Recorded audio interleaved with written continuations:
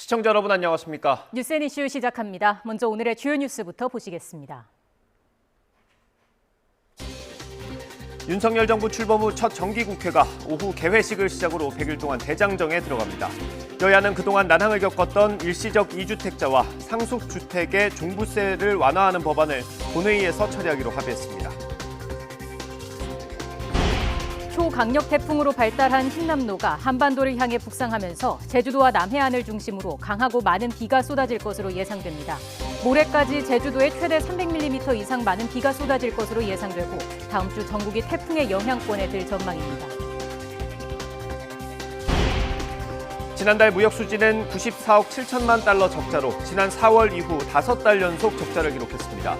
5달 연속 적자는 지난 2008년 글로벌 금융위기 이후 14년 만으로 대중국 무역 수지도 넉 달 연속 적자를 나타냈습니다. 한미일 안보수장들이 윤석열 정부 출범 이후 처음으로 마주 앉아 대북 대응과 경제 안보 현안 등을 협의합니다. 무엇보다 북한의 핵과 미사일 위협에 대한 삼각공조를 강화할 것으로 관측됩니다. 서해 공무원 피살 사건을 수사하는 검찰이 세종시에 있는 대통령 기록관을 처음으로 압수수색했습니다. 위례신도시 개발사업 강제 수사에 나선 검찰은 대장동 사업 관련 금융회사 등 10여 곳에 대해 동시다발 압수수색을 확대하고 있습니다. 오미크론 변이를 겨냥한 화이자와 모더나의 새로운 백신이 미국 식품의약국 FDA의 승인을 받았습니다. 국내에는 이르면 10월부터 새 백신 접종이 가능할 것으로 예상되는 가운데 신규 확진자는 사흘 만에 10만 명 아래로 떨어졌습니다.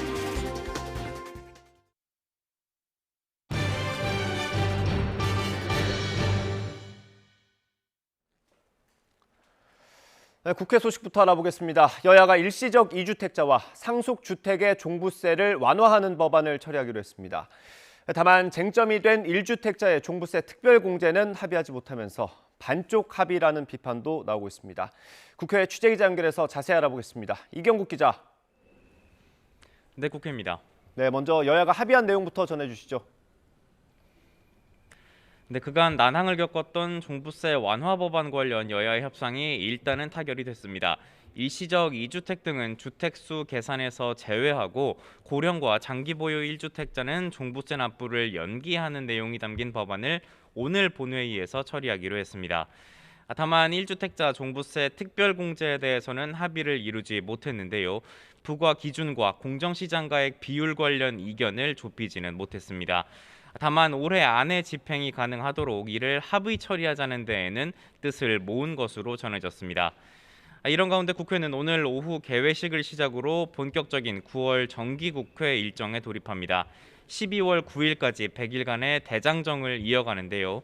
오는 14일과 15일에는 교섭단체 대표연설이 예정이 돼 있고 10월에는 국정감사가 계획이 돼 있습니다.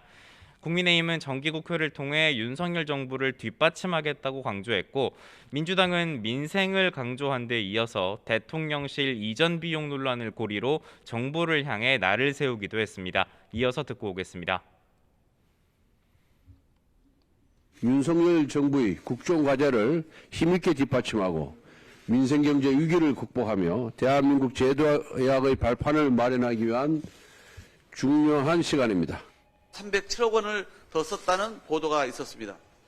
정작 어려운 민생 예산은 깎기 바쁘고 대통령실 이전 예산에만 진심인 윤석열 정부는 민생 운운할 자격이 없습니다. 네, 국민의힘은 여전히 좀 시끄럽습니까? 네, 일단 어제 서병수 전국위원회 의장의 사퇴로 국민의힘의 새 비대위 출범에는 속도가 붙는 모습입니다. 윤두현 의원, 윤두현 부의장을 중심으로 내일 상임 전국위원회 그리고 5일 전국위원회를 잇따라 열어서 관련 당헌 개정을 마무리한다는 계획입니다. 다만 이 과정에서 또다시 윤핵관이 논란의 중심에 섰습니다.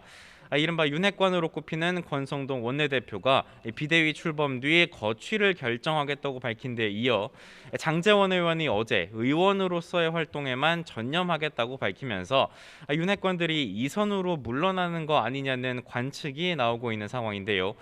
다만 비판 여론을 고려한 일시적, 전략적 후퇴라는 분석도 존재합니다. 당장 이준석 전 대표는 위장 거세쇼라고 강하게 비난을 했고 오늘은 SNS를 통해서 윤핵관들이 비대위를 둘러싼 모순적인 주장을 하고 있다고 꼬집었습니다. 이와 함께 새 비대위 출범에 반발하고 있는 안철수 의원도 윤핵관을 패거리로 규정하는 것은 좋지 않다면서도 자신을 대선 1등 공신으로 평가했던 권성동 원내대표를 향해서는 그 같은 평가는 국민이 하는 거라고 비판하기도 했습니다. 네, 민주당 이재명 대표는 오늘 한덕수 총리를 만났죠. 네, 오늘 예결위 참석을 위해 국회를 찾은 한덕수 총리와 국회에서 만났습니다. 이재명 대표는 어제 권성동 원내대표 예방 때에 이어서 정부의 내년도 예산안과 관련한 비판을 이어갔습니다. 한덕수 총리도 정부의 입장을 적극 강조하면서 미묘한 신경전이 이어지기도 했습니다. 듣고 오겠습니다. 초대기업의 세금은 왜 깎아준다는 것인지 좀 이해가 좀 일단 안 되고요.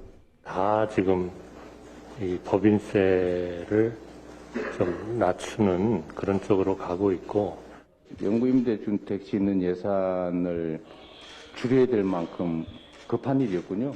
취약한 계층에 대해서 배려를 최대한 하려고 노력하는 게 정부의 방향이고요. 이재명 대표는 이후 원내 소수 3당 대표들을 잇따라 예방하면서 당대표 취임 인사를 마무리했습니다. 이 대표 오후에는 의원총회에 참석해서 정기국회 대응기조도 함께 논의할 예정이고요. 오늘 저녁에는 광주로 이동한다는 계획입니다. 내일 당 지도부와 국립 5.18 민주묘지에 참배하는 등 광주에서 일정을 소화할 계획입니다. 지금까지 국회에서 전해드렸습니다. 초강력 태풍 흰남노가 한반도를 향해 다가오고 있습니다. 전국에 많은 비가 내릴 걸로 예상이 되는데 특히 이번 여름 집중호우로 피해가 컸던 지역은 더 불안합니다. 자세한 소식 현장에 나가 있는 취재기자 통해서 들어보겠습니다. 김철희 기자. 네, 서울 개포동 구룡마을에 나와 있습니다. 네, 구룡마을 피해가 참 컸던 것으로 기억을 하고 있습니다. 복구는 좀 많이 됐습니까? 네, 이곳 마을에 수해가 발생한 것이 지난달 초니까요. 벌써 한 달 가까이가 다 됐지만 여전히 복구 작업이 이루어지고 있습니다. 제 앞에는 수해 당시 발생했던 쓰레기가 그대로 쌓여있는 모습 보실 수가 있고요. 제 옆에 있는 판자 다리도 원래는 철제 다리가 있던 곳이지만 수해로 철제 다리가 망가지면서 이렇게 임시로 덧대놨습니다. 또 마을 곳곳에도 현재 복구 작업이 한창 진행되고 있습니다. 실제로 이곳 구룡마을은 지난달 수해로 84가구가 이재민으로 분류될 만큼 피해가 컸습니다. 현재도 여전히 17가구 29명은 집으로 돌아가지 못하고 있는데요. 그나마 시민사회단체가 자원봉사에 나선 덕분에 복구 작업의 속도가 붙고 있고 추석 전에는 마을 주민 대부분이 원래 집으로 돌아갈 수 있을 것으로 보입니다. 하지만 집안은 여전히 성하지가 않습니다. 물에 젖은 방 안은 아직 도배도 마치지 못했고요. 연탄 보일러가 고장나는 바람에 방을 데워 말릴 수도 없습니다. 여기에 또 다른 변수까지 생겼습니다. 한반도로 매미보다 강도가 셀 것으로 알려진 초강력 태풍 흰남노가 다가오고 있기 때문인데요. 겨우 마친 수해 복구 작업이 행여나 무위로 돌아가진 않을까 주민들 우려 역시 커지고 있습니다. 주민 이야기 직접 들어보시겠습니다. 그러니까 외부에서 일할 수 있는 사람들을 불러와야 되는데 그 사람들이 이제 일당들이 보통 25만원, 30만 원. 그러면 그 인건비만 해도 200만 원이 넘거든요.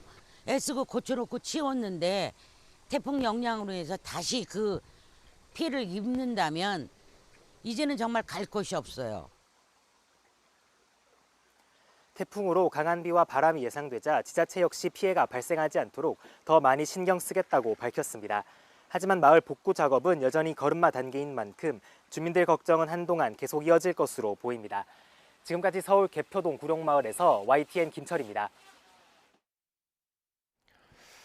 태풍 소식에 명절 대목을 앞둔 과수 농가들도 비상입니다. 어떻게 하면 피해를 줄일 수 있을지 정리했습니다. 김민성 기자입니다.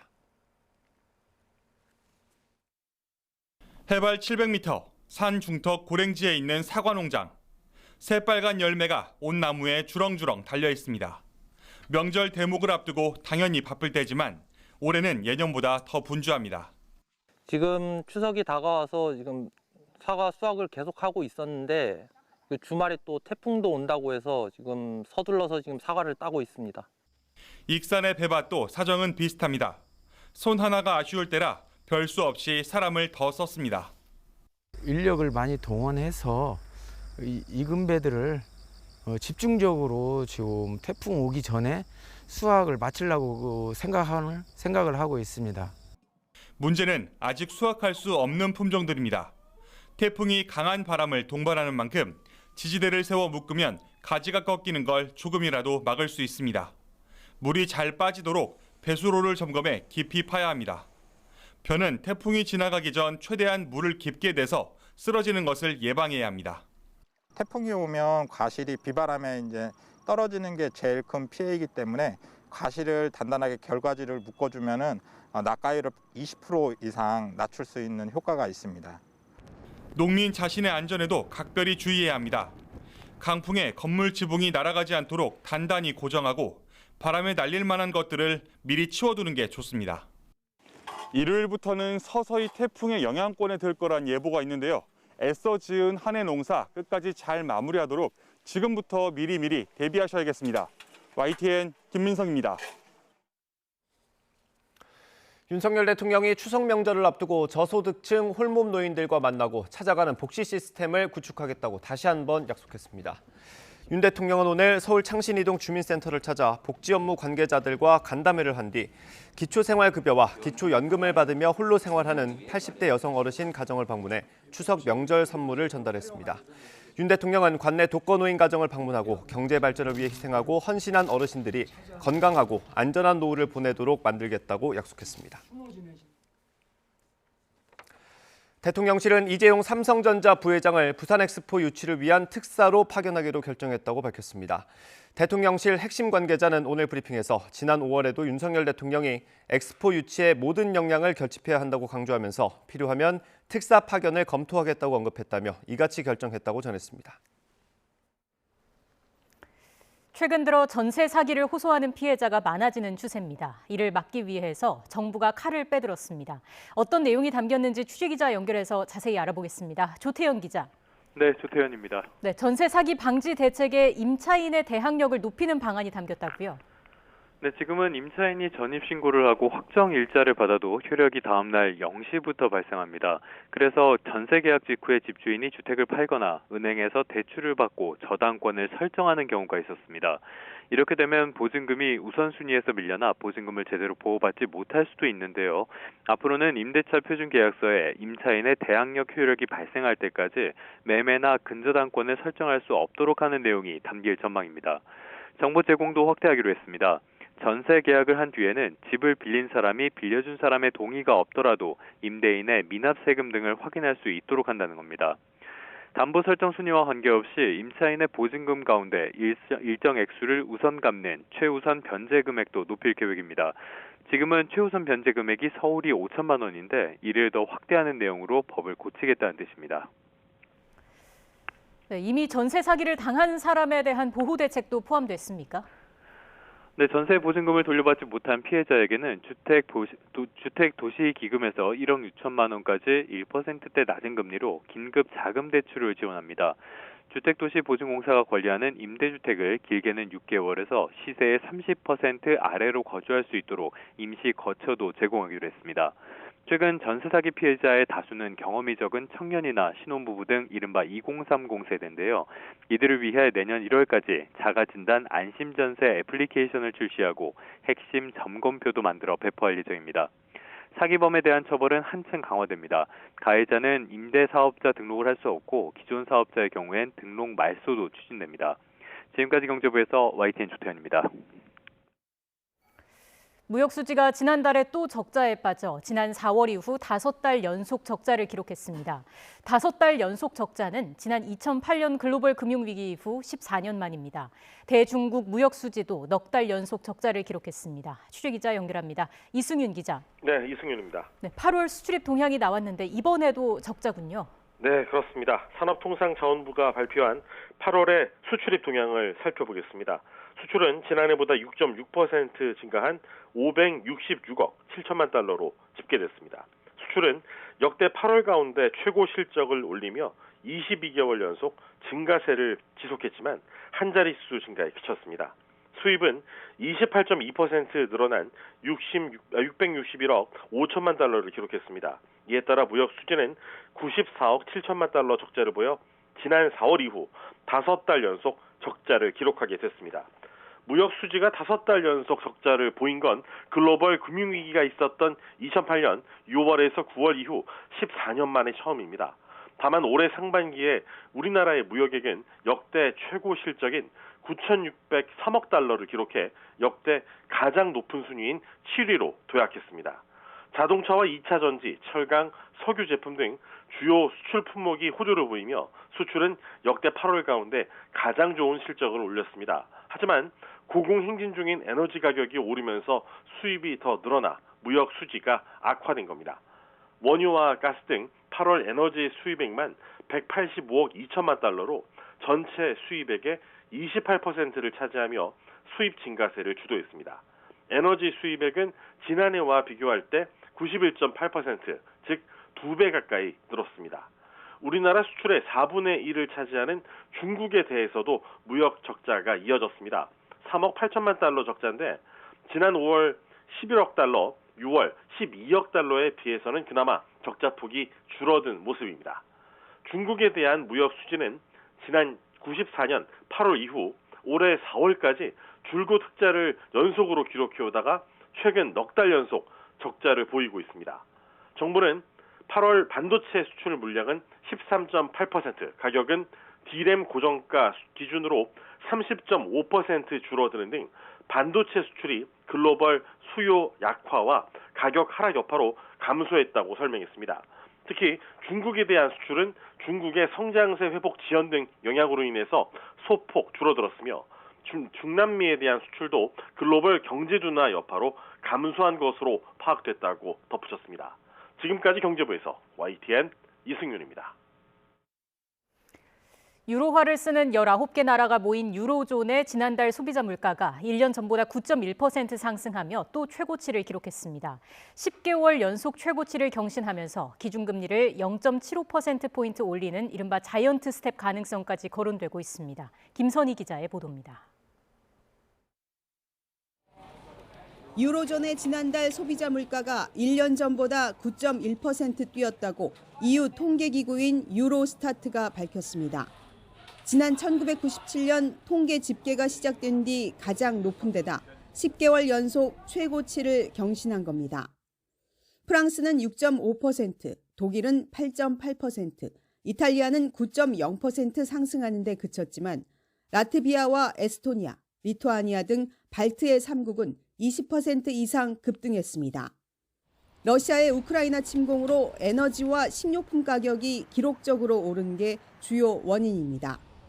에너지 가격은 1년 전보다 38.3% 뛰었고 식료품과 주류 담배는 10.6% 올랐습니다. 공업 제품은 5.0%, 서비스 가격은 3.8% 각각 상승했고 농산물과 석유류를 제외한 근원 물가 상승률은 5.5%를 기록했습니다. 물가가 치솟으며 유럽 중앙은행은 지난달 11년 만에 기준금리를 0.5%포인트 올린 이른바 빅스텝을 단행했습니다. The Governing Council judged that it is appropriate to take a larger first step on its policy rate normalization path than signaled at its previous meeting.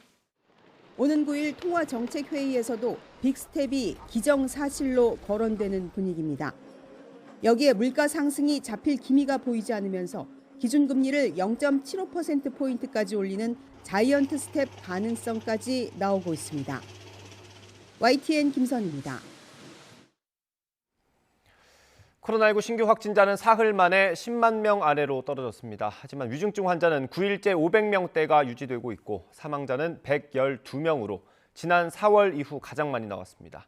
취재기자 연결합니다. 신현준 기자. 네, 신현준입니다. 네, 코로나19 발생 현황 자세히 전해주시죠. 네, 오늘 0시 기준 코로나19 신규 환자는 8만 1,573명입니다. 하루 전보다 2만 명 넘게 줄면서 사흘 만에 10만 명 아래로 떨어졌습니다. 목요일 발표 기준으로 신규 확진자가 10만 명 아래로 떨어진 것은 5주 만입니다. 일주일 전과 비교하면 3만 1,000여 명, 28% 줄었고 2주 전보다는 9만 6천여 명, 절반 넘게 감소했습니다. 유형별로 보면 국내 발생이 8만 1,273명이고 해외에서 유입된 환자가 300명입니다. 확진자는 감소세지만 위중증이나 사망자 수는 계속 높은 수준을 나타내고 있습니다. 위중증 환자는 14명 줄어 555명이지만 9일째 500명대를 유지하고 있습니다. 하루 새 숨진 사람은 112명으로 지난 4월 29일 이후 125일 만에 가장 많았습니다. 누적 사망자는 26,876명, 치명률은 0.12%입니다. 방역당국은 앞서 코로나 재유행의 정점이 2주 전인 8월 셋째 주에 지났다고 분석했는데요. 하지만 위중증과 사망은 2, 3주 시차를 두고 나타나기 때문에 이달 초까지는 위중증 환자는 최대 580명에서 850명 정도, 사망자는 하루 평균 60에서 70명대를 기록할 것으로 전망했습니다. 12살 이상 청소년들도 부작용이 적은 노바백스 백신을 맞을 수 있게 된다고요? 네, 노바백스사 백신은 mRNA 방식으로 만든 화이자나 모더나사의 백신과는 달리 B형 간염이나 독감 백신처럼 부작용이 적은 유전자 재조합 방식의 코로나 백신입니다. 다음 주부터는 12살 이상 청소년들도 노바백스 백신을 맞을 수 있게 됐는데요. 코로나19 예방접종 대응 추진단은 식품의약품안전처가 노바백스 백신의 접종 연령을 18살 이상에서 12살 이상으로 변경 승인함에 따라 접종 연령을 확대했다고 밝혔습니다. 이에 따라 오는 5일부터 12살에서 17살 청소년도 노바백스 백신 사전 예약과 당일 접종이 모두 가능해집니다. 추진단은 12세에서 17세 대상 연구 결과 79.5%의 감염 예방 효과를 보였고 국내 이상 반응 신고율은 0.14%로 전체 신고율 0.37%보다 낮아 효과와 안전성이 인정된다고 설명했습니다. 또 현재 12살에서 17살 청소년 기초 접종률은 66.2%, 3차 접종률은 11%로 낮다며 아직 기초 접종과 3차 접종에 참여하지 않은 청소년에게 접종을 당부했습니다. 인도를 시작으로 유럽연합과 미국 등 8개 나라는 노바백스 접종 연령을 18살 이상에서 12살 이상으로 확대해서 시행하고 있습니다. 지금까지 사회 2부에서 YTN 신현주입니다. 대학생들이 코로나19로 학습권을 침해받았다며 학교와 국가에 등록금을 돌려달라고 소송을 냈지만 1심에서 졌습니다. 서울중앙지방법원은 오늘 대학생 2,600여 명이 국가와 사립대학교 26곳을 상대로 낸 등록금 반환 소송에서 원고 전부 패소로 판결했습니다. 재판부는 당시는 코로나19로 대면 접촉이 최소화된 만큼 학교 측의 비대면 수업 조치는 학생의 학습권과 국민의 건강권을 보호하기 위한 불가피한 조치라고 판단했습니다. 미국 식품의약국 FDA가 화이자와 모더나의 새로운 백신을 긴급 승인했습니다. 오미크론 변이를 겨냥한 이 새 백신은 이르면 다음 주부터 접종될 걸로 보입니다. 강태욱 기자입니다. 지난해 11월부터 전 세계적으로 확산하기 시작한 오미크론 변이. 미국 정부는 제약회사에 오미크론 변이를 목표로 한 백신을 주문했습니다. 화이자와 모더나가 개발에 착수한 뒤 최근 긴급 사용을 신청했고 미국 FDA는 이를 승인한 겁니다. 앞서 지난 15일 영국은 모더나의 새 백신을 처음으로 승인했습니다. 이번에 승인받은 새 백신은 이전 변이는 물론 오미크론 하위 변이로 전염성이 높은 BA4와 5에도 맞춘 2가 백신입니다. 그런 만큼 여러 변이에 대한 광범위한 예방을 기대하고 있습니다. This provides an opportunity for people once they get boosted with the vaccine to generate antibodies that can neutralize both, original variants and the Omicron variants, but also the variants in between. 이들 백신은 1차 접종으로는 사용되지 않고 이미 1차 백신을 맞은 접종자를 대상으로 투여됩니다. 화이자의 새 백신은 12세 이상, 모더나는 18세 이상 성인이 접종할 수 있습니다. 미국 질병통제예방센터 CDC는 곧바로 자문위를 소집해 고위험군을 포함해 우선 접종 대상자에 대해 논의할 예정입니다. 그런 만큼 주말 동안 배송 등 준비를 거쳐 이르면 다음 주부터는 미국 내에서 실제 접종이 시작될 것으로 보입니다. YTN 강태욱입니다. 정부가 코로나19 백신 접종을 기존의 차수 중심에서 독감 예방 접종처럼 시기 중심으로 전환하고 이번 겨울철 접종에 오미크론 변이 대응 백신부터 사용하기로 했습니다. 코로나19 예방접종 추진단은 올 연말 추가로 시행하는 코로나19 접종 계획을 동절기 접종 계획으로 이름 짓고 개발과 허가가 앞서는 초기 오미크론 변이 기반의 이가 백신을 4분기에 도입하는 즉시 접종을 시행하겠다고 밝혔습니다. BTS 입대 찬성하십니까? 이 정도까지는 아니지만 조만간 비슷한 전화를 받을 수도 있겠습니다. 조금 어려워도 알아두시는 게 좋겠습니다. 문화예술인들의 병역 특례에 대한 이야기입니다. 국방부 장관이 이걸로 여론조사를 돌려보겠다는 뜻을 밝혔습니다. 정치권도 일부 호응했습니다. 국회에서 나온 이야기 잠시 들어보시겠습니다. BTS 부분에 대해서 얘기를 했는데 사실 이제 시간이 좀 많이 없습니다. 이게 빨리 처리가 되든 안 되든 처리가 돼야 된다고 보여지고요. 지금 이 부분을 국민 여론조사를 좀 한번 해봤으면 좋겠어요, 위원장님. 우리가 국민의 대표이긴 하지만은 국민들 전체적으로 이 상황에 대해서 어떻게 보고 있는지 여론조사를 빨리 할 필요가 있어요. 국민이 주인이고 모든 권력은 국민으로부터 나오는 건데 병역 문제 등에 대해서도 국민들이 어떻게 보고 있는지 BTS 문제에 한해서 그걸 빨리 파악을 해서 그리고 대처하는 게 필요할 것 같으니까요. 그러지 않아도 오늘 아침 회의 때 참모들에게 지시했습니다. 그래요? 빨리 데드라인 정해놓고 그 안에 결론 내린다. 그리고 네. 여론조사 빨리 하자. 이미 지시를 잘하셨습니다. 그럼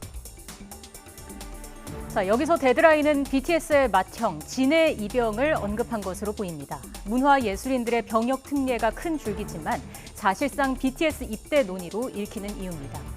그런데 이걸 여론조사로 정하게 생겼습니다. 공정성을 담보하고 참고만 할 것이라는 게 국방부의 설명이지만 뭔가 깔끔하지가 않습니다. 한두 번 나온 얘기가 아니기 때문입니다. 해묵은 논쟁입니다. 이미 정책적으로는 판단이 나왔어야 하고 그런 기류도 보였습니다. 정확히 한 달 전 국방부 장관의 발언 들어보시겠습니다. 공정성과 형평성, 그다음에 병력 자원 감소 이런 원칙적인 문제를 흐트리지 않는 범위 내에서 저희들이 해결할 수 있는 방법, 그러니까 의원님께서 강조하신 국익 차원에서 그들이 계속해서 공연을 할 수 있도록 기회를 줘야 되지 않느냐.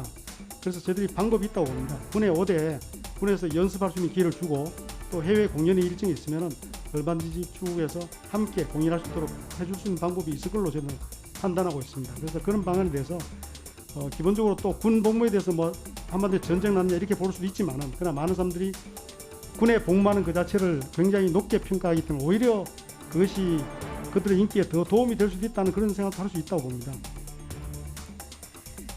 공정한 기관에서 어느 쪽에도 치우치지 않는 아주 완벽한 질문지로 조사를 했다고 가정해 보겠습니다. 찬성이든 반대든 한쪽이 많으면 될까요? 아니면 60이나 70%를 넘어야 할까요? 그것도 아니면 몇 %가 됐을 때 인정할지도 국민에게 물어봐야 할까요? 결과적으로 BTS가 군대에 가는 걸 여론이 정하는 꼴이 될 수도 있습니다. 마치 정부가 여론 뒤에 숨는 것처럼 비치기도 합니다. 국방부 장관이 했던 이야기가 있어서 더 그렇습니다.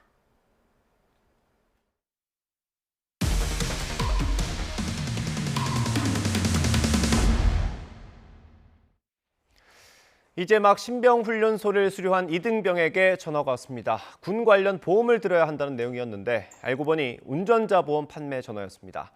면허도 없고 운전병도 아닌 신병에게 운전자 보험을 판다는 것, 또 개인정보나 입대 일정은 어떻게 알았는지 수상합니다. 지환 기자의 단독 보도입니다. 얼마 전 강원도 최전방 육군 4단 신병훈련소를 수료한 A 이등병.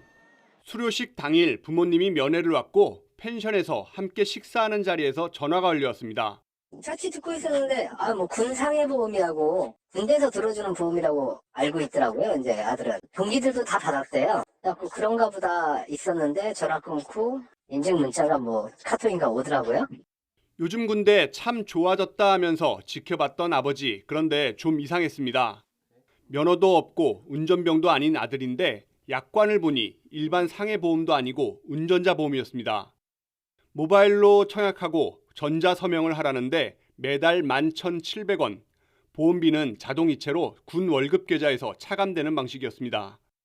아무래도 훈련병, 신병이면은 군대 뭐 하면 다 시키는 대로 하는 시기잖아요. 그러니까 뭐 수료 얘기하고 군 얘기하면 다 하죠. 뭐 사실 전화 와갖고 군상해보험이라고 들리라 그러면 다 하죠. 군부대 관련 인터넷 게시판이나 훈련병 가족 모임 카페에는 유사 피해 신고가 이어지고 있습니다. 일부 보험사가 신병들을 대상으로 마치 군에서 진행하는 것처럼 운전자 보험 등 보험 가입을 권유했다는 겁니다. 도대체 병사 개인 연락처나 입대 일정 등 개인정보는 어디서 유출된 걸까? 보험사들은 병무청 징병검사 때 만들거나 병사들이 훈련소 입소 후 추가 발급받는 나라사랑 카드에서 개인정보를 모집했습니다. 저희 아들 같은 경우에도 그런 경우 없고 나라사랑 갔을 때 마케팅 동의를 했을지 몰라도 마케팅 동의 해놓으니까 자료를 그때 보내드린다고 약속 그때 있습니다. 보내드린다고 아버님. 부대 측은 보험 판매 권유와 군과는 아무 관계가 없다면서 확인해 나섰습니다. 다만 휴대전화 사용이 가능해진 상황에서 부대별 병사들의 보험 가입 현황을 아직 모두 파악하지는 못하고 있습니다. 해당 보험사 측 역시 대리점을 상대로 보험 판매 경위를 파악하고 있다고 밝혔습니다. 판매하신 분이 나라사랑 카드를 만들면서 거기에서 정보를 알았다. 이런 식으로 얘기를 한 것 같은데 그걸 정확하게 한번 더 저희도 확인을 한번 해보려고 합니다. 이제 막 입대 훈련소를 마친 신병에게 군을 거론하며 걸려온 대기업 보험사 판매 전화. 피해자들은 병사 개인정보 유출 의혹을 제기하며 제도 개선을 요구하고 있습니다. YTN 지환입니다. 법인 택시의 오래된 제도 가운데 산납금이라는 게 있습니다. 하루 번 돈의 일부를 회사에 내고 나머지를 가져가는 건데 택시업계의 고질적인 문제라는 지적이 나오면서 재작년에 법으로 금지됐습니다. 하지만 업계에선 여전히 변형된 산납금이 성행하고 있습니다. 김태원 기자입니다. 5년째 법인 택시를 몰아온 최모 씨는 최근 배달업으로 이직을 고민하고 있습니다. 한 달에 25일을 일해도 매달 100만 원이 채 안 되는 돈을 받으며 생계를 꾸려가는 처지 때문입니다. 월급은 120만 원 정도 오르고 산납금은 240 정도 오르고 하다 보니까 실제 급여는 120만 원 정도 감소하는 게 되는 거죠. 애를 가르치고 생활할 수 있는 그 형편이 못 되거든요. 최 씨가 지난 1월 받아든 월급 명세서입니다. 세후 150만 원이 찍혔지만 회사에 내야 할 돈 125만 원이 깎여 실제 받은 건 25만 원에 불과합니다. 왜 이런 일이 벌어진 걸까? 택시기사들은 말로만 없어진 산납금 제도 때문이라고 호소합니다. 매일 19만 5천 원이야. 지금도 전액관리제라고는 볼 수가 없죠. 이거는 어차피 산납금을 해야 되니까, 입금을 해야 되니까. 법인 택시 회사는 오랫동안 기사가 하루 번 돈의 일부를 떼가는 산납금 제도를 운영했습니다. 하지만 기사들이 할당량을 채우기 위해 지나치게 오래 일을 하거나 단거리 승객은 태우지 않는 문제가 불거지자 2년 전 법으로 산납금을 금지했습니다. 정부는 대신 택시기사 월급제인 전액관리제를 도입했습니다. 그러자 택시 회사들은 하루에 벌어야 할 돈을 정해놓고 달성하지 못하면 급여에서 차감하는 방식의 변종 산납금 제도를 만든 겁니다. 택시기사들 입장에선 사실상 산납금이 유지되는 데다 열심히 일해도 월급에 더해 초과 수입을 가져갈 수 없어 유인책이 더 떨어진 상황. 실제 지난 6월 기준 법인 택시 기사 수는 7만여 명으로 3년 전보다 30% 가까이 줄었습니다. 법인 택시 가동률도 덩달아 떨어져 서울은 지난해 34% 수준에 그쳤습니다. 법인 택시 10대 가운데 3대 정도만 도로를 달리고 있는 겁니다. 그러나 택시 회사들은 근태 관리를 위해 변종 산납금 제도가 불가피하다는 입장입니다. 안 그래도 수익률이 낮은데 불성실한 근무자들을 가려내지 않으면 회사 유지가 불가능하다는 겁니다. 기준금을 줘야 되는 것 자체 그 근본적인 원인이 성실 근로를 유도하지 않으면 회사로서는 기본적인 경영을 유지할 수 없게 되기 때문에 전문가들은 택시업계의 수익성 자체가 너무 낮아서 회사와 기사 간 알력 다툼이 심해지고 있다고 지적합니다. 우리나라 이제 소득 수준에 비해서 굉장히 낮게 책정이 돼 있고요. 수요가 높아질 때는 거기에 따라서 요금이 올라가는 당연한 시장 메커니즘 또 그게 작동을 해야만이 실제로 이렇게 그 공급이 거기에 맞춰서 이렇게 유도가 되는 거거든요. 전문가들은 택시 요금을 현실화하고 시간제 근무자 등 다양한 근로 형태를 허용해 만성적인 인력 부족을 해결해야 한다고도 조언했습니다. YTN 김태원입니다. 추석을 앞두고 택배 배송 등을 사칭한 문자 사기 주의보가 내려졌습니다. 특히 택배 조회나 승차권, 명절 인사 같은 문자에 포함된 출처가 불명확한 인터넷 주소 또는 전화번호는 클릭하지 말아야 합니다. 경찰에 따르면 최근 3년 동안 문자 사기 신고와 차단 건수는 151만 7천여 건으로 이 가운데 42%인 63만 9천여 건이 명절 기간인 1월과 2월, 9월에 발생했습니다. 9월의 시작인 오늘은 다시 낮더위가 찾아오겠습니다. 오늘 서울 한낮 기온은 30도로 어제보다 5도가량 높아 덥게 느껴지겠는데요. 낮 동안 기온이 오르는 만큼 일교차도 크게 벌어지겠습니다. 감기에 걸리지 않도록 건강관리 잘해주시기 바랍니다. 오늘 중부지방은 청명한 하늘이 펼쳐지겠지만 남부지방은 흐린 날씨가 이어지겠고요. 동풍의 영향을 받는 남해안과 제주도에는 산발적인 비가 내리겠습니다. 내일은 비가 그 밖에 남부와 영동 지방까지 확대하겠고 모레까지 이어지겠는데요. 태풍 흰남노의 앞자리에서 고온다습한 수증기가 유입되면서 제주도와 남해안을 중심으로 강하고 많은 비가 내리겠습니다. 예상되는 비의 양은 제주도 많은 곳에 300mm 이상, 남해안에도 최고 100mm의 호우가 쏟아지겠습니다. 낮 동안에는 대부분 지역에서 30도 안팎의 늦더위가 찾아오겠습니다. 오늘 낮 기온 서울 30도, 대전과 대구는 28도까지 오르겠습니다. 한편 초강력 태풍 흰남노는 내일 타이완 타이베이 남동쪽 해상에서 우리나라 쪽으로 방향을 틀 것으로 보이고요. 아직 진로가 유동적이지만 다음 주 화요일에는 서귀포 남쪽 해상까지 올라오면서 전국이 태풍 영향권에 들 가능성이 있습니다. 강한 비바람이 예상되는 만큼 앞으로 발표되는 태풍 정보를 주의를 기울여 주시기 바랍니다. 지금까지 날씨 정보였습니다. 최악의 홍수가 발생한 파키스탄을 돕기 위해 유엔이 1억 6천만 달러를 긴급 지원하기로 했습니다. 각국의 지원도 잇따르고 있습니다. 하지만 국토의 3분의 1이 물에 잠길 정도로 피해가 광범위해 복구 작업은 더딘 상황입니다. 파키스탄 정부는 더 많은 지원을 국제사회에 호소하고 있습니다. 이동헌 기자의 보도입니다. 파키스탄의 홍수가 발생하기 전후를 비교한 위성 사진입니다. 반듯하게 정리됐던 경작지와 주택들이 온통 누런 흙으로 뒤범벅됐습니다. 국토의 3분의 1이 물에 잠긴 이번 홍수로 1,100명 이상이 목숨을 잃었습니다. 주택 100만여 채가 부서졌고 끊어진 다리가 240개 이상입니다. 이재민 수는 3,100만 명에 달하는 것으로 추산됐습니다. 아직도 20만 명이 넘는 사람들이 고립돼 있는 것으로 전해졌습니다. 집을 잃은 사람들은 정부가 제대로 지원을 하지 않는다며 분통을 터뜨립니다.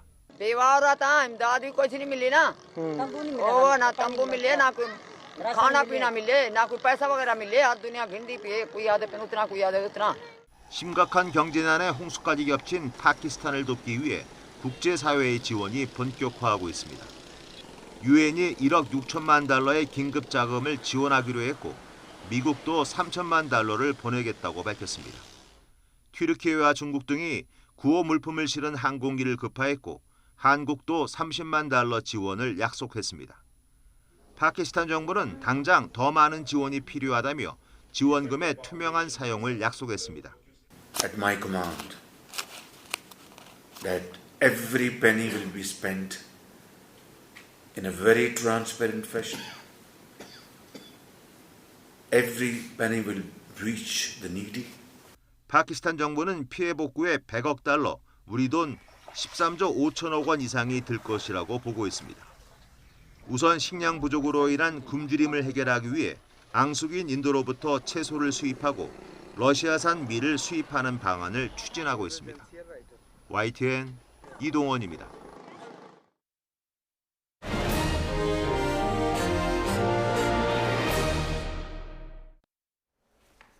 네, 오늘의 정치권 이슈 짚어보겠습니다. 정미경 국민의힘 전 최고위원, 신경민 전 민주당 의원과 함께합니다. 어서 오십시오. 네, 안녕하세요. 안녕하십니까. 최 의원님, 일단 오늘도 국민의힘 얘기를 좀 여쭤봐야 될 것 같습니다. 네, 민주당부터 좀 하면 안 될까요? 저희가 다음 기회에 꼭 민주당부터 해보도록 할게요. 장제원 의원이 일단 뭐 이선 후퇴인지 뭐 당직을 맡지 않겠다, 그러니까 공직을 맡지 않겠다 이렇게 얘기를 했는데 이건 어떻게 평가를 하세요? 지금 사실 이제 당의 혼란이 온 거에 대해서 장제원 의원은 이제 마음속 깊이 깨닫고 느끼고 있는 것 같아요. 민심의 움직임을. 그래서 이제 이선으로 이제 후퇴하고 지역구 의원으로서의 소임을 다하겠다. 지금 그런 입장을 표명한 것으로 보고 있습니다. 신 전 의원님은 이 이선 후퇴로 해석되는 이 모습 어떻게 보고 계십니까? 옛날에 백의종군 한번 했잖아요. 예. 네. 그때도 겉옷은 백의를 입고 안에는 비단옷 입고 왔다 갔다 했거든요.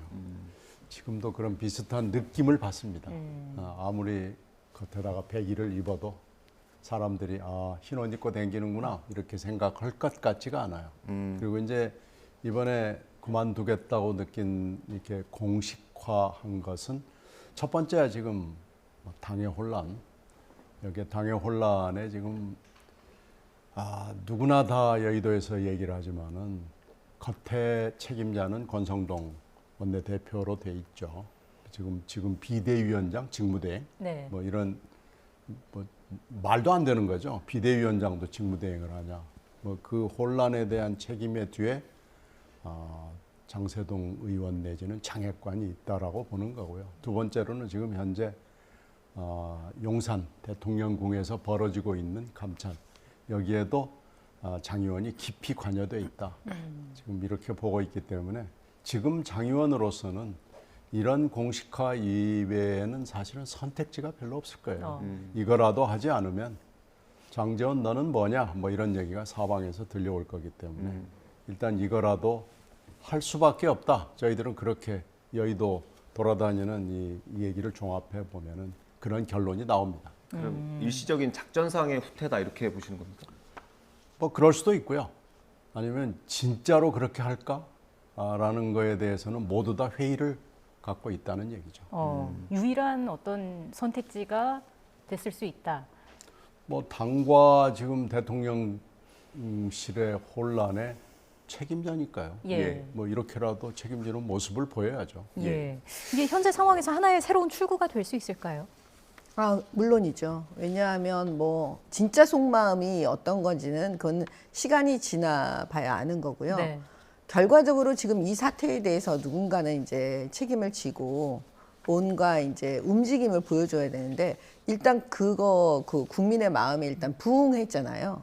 일단 나는 이 선으로 후퇴하고 아무런 활동도 하지 않고 국회의원직 그 소임만 하겠다 이렇게 얘기를 했기 때문에 이걸 신호탄으로 해서 제가 볼 때는 그 지푸라기 잡는 심정으로 아마 당원들이 바라볼 것 같아요. 이걸 신호탄으로 다른 분들도 좀 네. 거기에 부응해서 그 당의 정상화를 위해서 좀 노력하는 움직임을 보여주면 어떨까.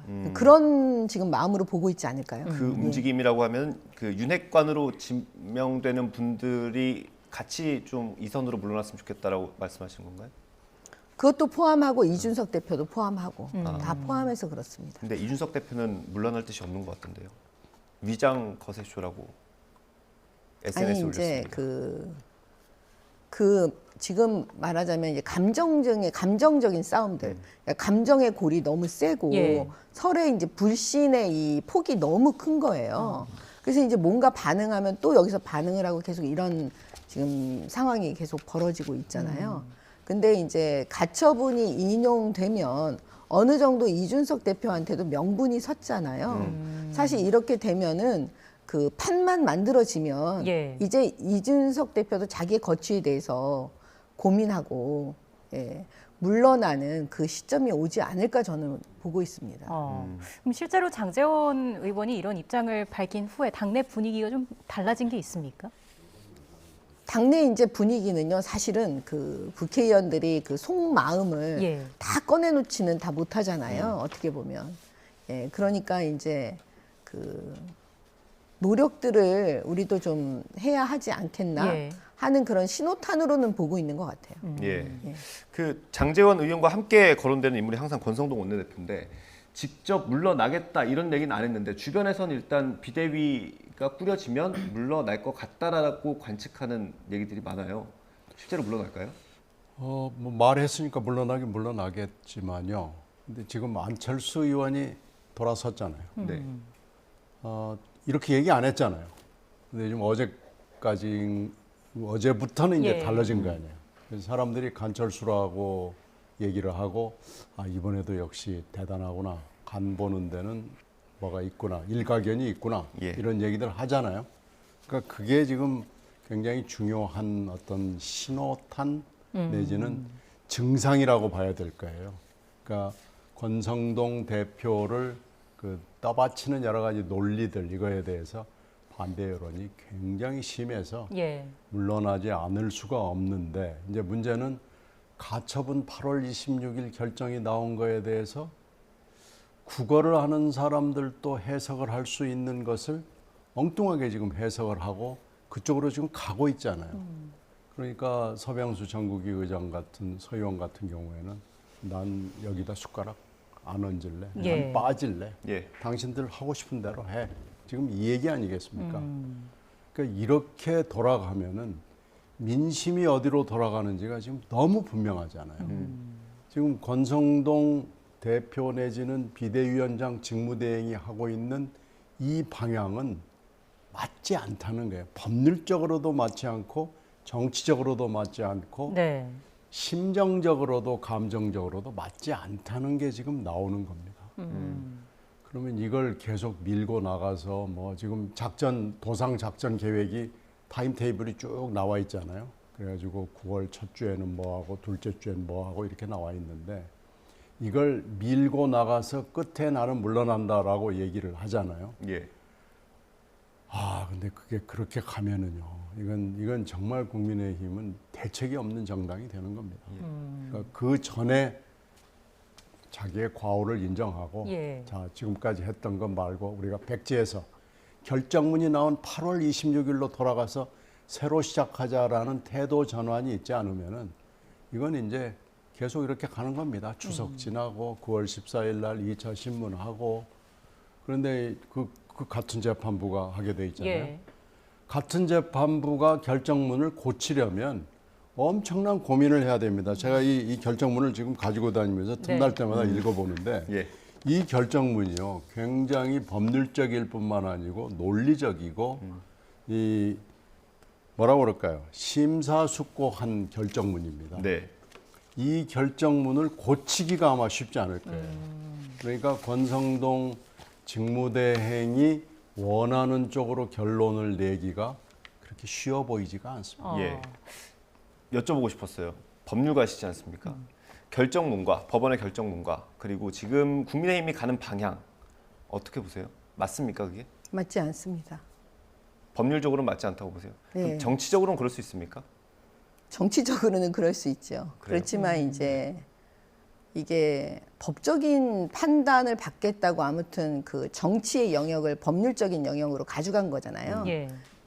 저는 사실 그래서 이게 처음부터 이렇게 하면 안 된다고 네. 계속 말씀드렸었어요. 그래서 가처분 시작되는 것부터 안 된다고 네, 그건 안 말씀하셨던 된다고. 거고. 왜냐하면은 그때 제 판단은 뭐냐면 가처분이 받아들여질 수도 있고 예. 안 받아들여질 수도 있기 때문에 그럼 결과적으로는 판사 마음이라는 네. 거잖아요.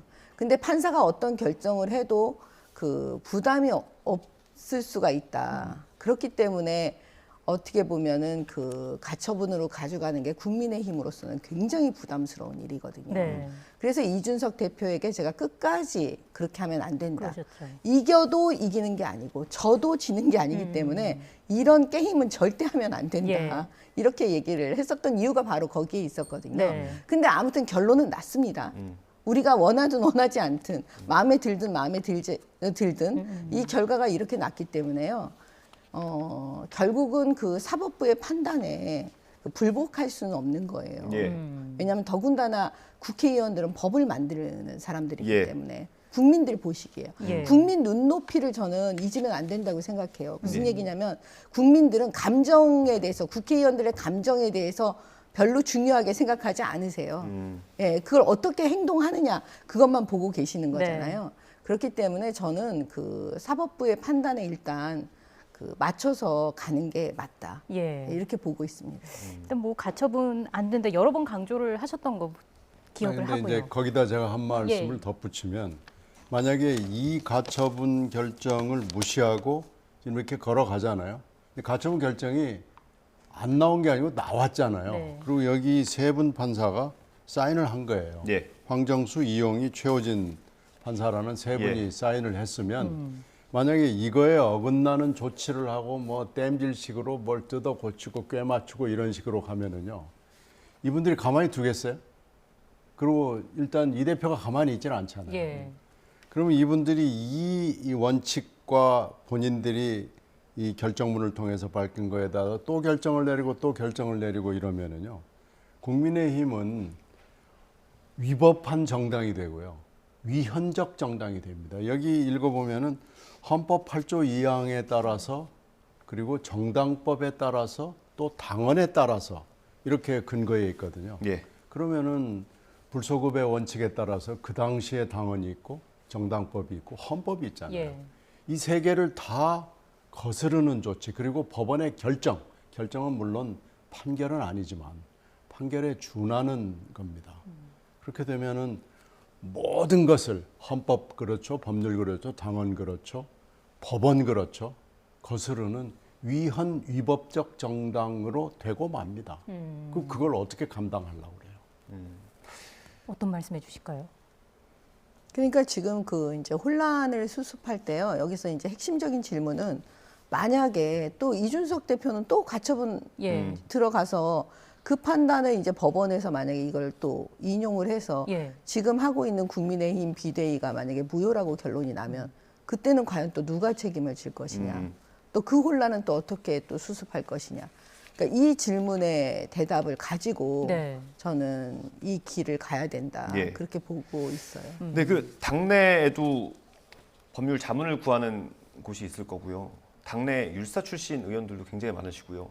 윤석열 대통령의 뜻이 반영됐는지 안 됐는지 모르지만 지금 대통령도 검찰총장까지 지내신 분인데 이렇게까지 하는 이유는 어디 있다고 보세요? 그것도 잘 모르겠습니다. 당내에서 지금 이준석 대표를 쫓아내려고 한다는 게 이번 결정문에 그런 내용들이 그런 취지로 들어가 있거든요. 글쎄요. 그래서 이제 사실은 이 당내가 분열하고 싸우는 게 참 어려운 거예요. 네. 당 밖의 싸움이요. 그게 훨씬 쉬운 거예요. 어떻게 보면은. 예. 그래서 이제 가화만사성 이런 말이 요즘 정말 많이 생각이 나요. 굉장히 우리 그 당원들도 되게 힘들 거고요. 바라보는 사람들도. 그다음에 정권 교체를 해주신 국민들도 다 힘드시고요. 저한테 수도 없이 전화해서 이걸 어떻게 풀어야 되는지 여쭤보는 그런 많은 분들께도 저는 대답하는 것조차 사실 되게 고통스럽거든요. 예. 예. 그렇기 때문에 빨리 상식적이고 그냥 원칙적으로 돌아가서 하면 지금도 저는 늦지 않았다고 보거든요. 지금 상황에서는 뭐 계속 무한대로 도돌이표가 될 수 있지 그러니까 않겠느냐 이런 우려가 나오는 거니까요. 그렇죠. 그러니까 뭐냐면 강대강으로 계속 가고 있잖아요.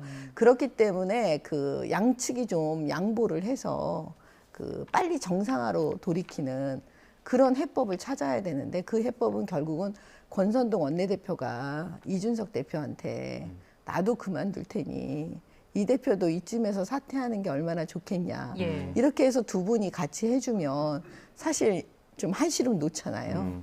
예.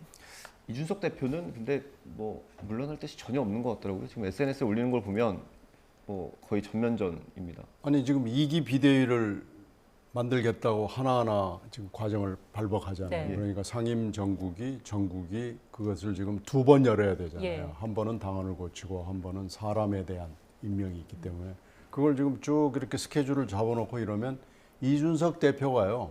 물러나고 싶어도 못 물러납니다. 그러니까 이준석 대표가 물러날 수 있는 명분과 여유와 뭐 하여튼 근사한 뭐를 줘야 돼요. 그래서 주고 이 비대위의 책임을 지고 있는 사람들이 다 정말로 가짜가 아니고 예. 안에다가 비단 옷 입고 겉에다가만 흰 옷 입고 이런 거 말고 진짜로 물러나고 자 우리가 새로 시작하자. 그리고 대통령실 문제도 우리가 새로 시작하자.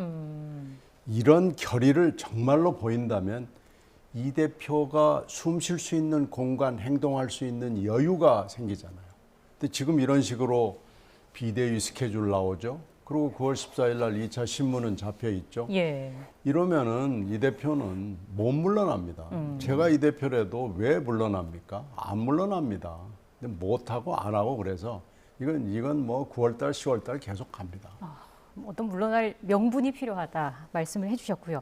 앞서 안철수 의원 이야기를 잠깐 해주셨는데 저희가 준비한 녹취가 있습니다. 이준석 전 대표의 전당대회 참여에 대한 이야기를 꺼냈는데요. 잠시 들어보고 돌아오겠습니다.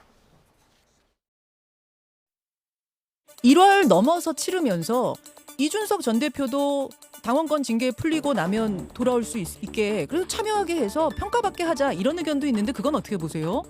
뭐 그런 것도 방법이죠. 사실은 이 대표에 대해서도 모든 판단은 우선 국민과 당원들이 하는 거 아니겠습니까? 지도부가 판단하고 그런 부분은 저는 아니라고 생각합니다. 이준석 전 대표도 전당대회 참여하게 하자 쪽이세요? 저는 뭐 그것도 가능하다고 봅니다. 네, 듣고 오셨습니다. 근데 또 오늘 아침 인터뷰에서는 그 이 전 대표의 전당대회 재출마 가능성에 대해서 민심이 떠난 사람은 거기에서 선출될 수 없다고 생각한다. 이런 이야기를 했습니다. 안 의원의 속내 뭐라고 보십니까? 이준석 대표가 출마를 해도 당대표 될 수가 없다. 뭐 이런 속마음 그 말씀 아닐까요? 네, 얼핏 듣기에는 그렇게 들려지는데. 안철수 의원 같은 경우는 이제 본인의 거취, 뭐 당대표 출마 이런 걸 염두에 두고 하는 얘기겠죠. 그럼요. 지금 민심은 이미 권성동, 이 장제원 이 두 사람한테 떠났습니다. 그리고 법률적으로는 이미 8월 26일 결정으로 끝났습니다. 이 결정문 읽어보면 권성동 의원이나 장 의원이 주장하는 것은 실현되기가 어렵습니다. 네. 만약에 이 재판부가 마음을 고쳐먹는다면 모르지만요. 근데 그럴 가능성은 없잖아요. 그래서 지금 안철수 의원이 그걸 재빨리 읽은 거죠. 그러나 지금 우리나라의 그 성정으로 보면 이렇게 또 계속 뭐 법이 어쩌고 저쩌고 하면서 내 말이 옳아 하는 것도 또 민심이 그래 잘했어 계속 가 이러지는 않거든요. 그러니까 정치적으로 피로감이 있는 겁니다. 이 대표에 대해서. 그러니까 그게 지금 법률적으로 넌 옳아. 근데 정치적으로는 좀 너무 시끄럽고 소란하고 피곤해. 이게 지금 상충하거든요. 그러니까 지금 그 어떻게 보면은 이 대표가 막 여기저기 매체에 다니면서 말을 하고 다니는 게 좀 피곤한 거죠. 이제 좀 어떻게 뭐 좀 적당한 방법이 없을까? 타협점이 없을까? 지금 이런 기류가 분명히 있으니까요. 지금 안철수 의원이 역시 간을 잘 본 것 같아요. 간을 딱 본 것 같아요. 그래서 저 지점을 지금 잡은 거죠. 법률적으로는 옳으나 정치적으로는 피곤한 이 대표 그리고 이쪽에 비대위를 주장하는 사람들의 무리함, 법률적 무리함, 정치적 무리함, 민심의 이반 뭐 이런 걸 읽은 거죠. 그래서 여기서 합리적으로 어떻게 판단할 거냐라는 건 지금 안철수 의원처럼 하면 됩니다. 이 부분도 약간 좀 궁금했습니다. 초재선이 지금 새 비대위로 가서 안정을 찾자, 그러니까 이런 쪽의 목소리를 내고 있고 오히려 중진 의원들이 반발을 하고 있는 거 아니겠습니까? 새 비대위에 대해서 여기에는 어떤 해석이 가능할까요? 정 의원님 말씀대로 지금 가와만사성인데 4분 5열 됐고요. 초재선 의원들은 뭐 다음 공천 지금 민주당도 똑같죠. 그런데 마찬가지입니다. 여야가 똑같은 지점 하나는 공천과 재선이죠. 뭐 그런 거에 이제 신경을 쓸 수밖에 없는 시점이 돼가고 있고 누가 공천을 할 것이냐 한번 생각해 보십시오. 누가 하겠습니까? 다음 대표가 이제 어떻게 될지 모르지만 그게 6개월 남겨놓고 어떻게 될지는 모르지만 다음 대표 내지는 뭐 대통령실 내지는 누군가의 핵관이 하는 거 아니겠어요? 그러니까 지금 4분 5열 돼 있는 거고요. 조금 뭐 국힘당에서 안정적인 지역구를 가진 의원들하고 또 지역구를 그렇지 못한 지역구를 가진 사람들하고 뭐 이런 것들이 이해관계가 다 지금 어긋나 있어서 이 4분 5열상은 일반 국민들이 이해하기가 쉽진 않죠. 그러나 대충의 그 느낌은 있잖아요. 야, 이 집안 이거 뭐 다 찢어졌구만. 뭐 이런 느낌은 있죠.